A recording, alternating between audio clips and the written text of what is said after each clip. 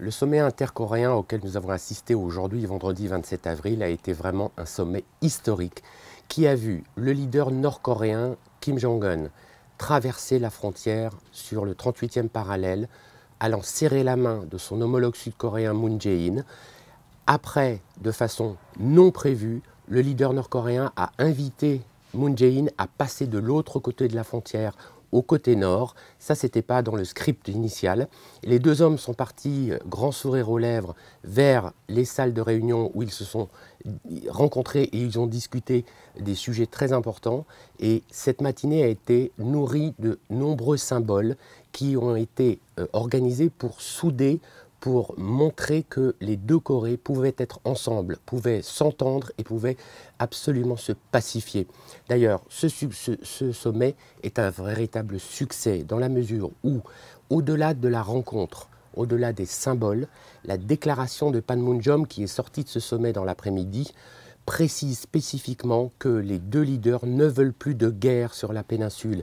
Ils se sont engagés à arrêter les hostilités et se sont même dit que d'ici la fin de l'année, un traité de paix allait être signé. Alors évidemment, ce traité de paix devrait être signé avec Nord-Coréens et Chinois d'un côté, Nations Unies et États-Unis de l'autre, puisque ce sont les signataires historiques de 1953. Et cet engagement-là est déjà en soi un succès.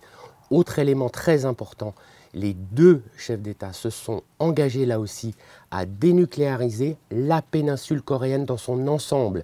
Il ne s'agit pas seulement de la Corée du Nord, mais aussi de la Corée du Sud, qui est là encore sous le parapluie nucléaire américain. Donc on est là encore dans une démarche où les choses vont se négocier en bloc.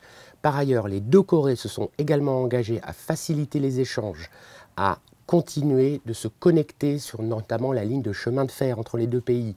Le leader nord-coréen a même dit à son homologue « Je vous promets, je ne vous réveillerai plus le matin avec mes tirs de missiles ». Des sourires, des embrassades, des photos et des cartes de la péninsule bleue réunifiée ont vraiment nourri toute cette journée. Même le leader américain s'est félicité de ce sommet historique. Les Chinois aussi, la Russie, l'Union européenne et le Japon, pourtant plus timide jusqu'à présent, tout le monde a reconnu que ce sommet est un véritable succès. Maintenant, ce sommet devait réussir, on l'a répété souvent, il fallait que ça réussisse parce que, contrairement aux précédents sommets de 2000 et 2007, celui-là va être suivi d'un sommet encore plus important d'une certaine façon entre le leader nord-coréen et le leader américain début juin, Donald Trump et Kim Jong-un, dans un endroit qu'on ne connaît pas encore ni la date précise. Mais si ce sommet aujourd'hui a réussi, on se dit que le prochain va être aussi un succès. La vitesse, l'accélération diplomatique va se poursuivre parce que le mois prochain, Moon Jae-in va aller à Washington pour parler avec Trump. Moon Jae-in va aussi se rendre à Pyongyang, une sorte de deuxième sommet à Pyongyang en Corée du Nord. Il va y avoir des rencontres entre militaires, entre diplomates, entre musiciens, entre écrivains des deux pays et on sent qu'il y a une volonté. Pour autant, le sujet de la dénucléarisation restera majeur, prendra du temps. On aura besoin du soutien de la Russie et de la Chine évidemment comme garant. Il faudra aussi que les États-Unis fassent des gestes vis-à-vis de la péninsule pour garantir la sécurité de la Corée du Nord. Il va falloir une sorte de pacte de sécurité garanti par les acteurs de la région.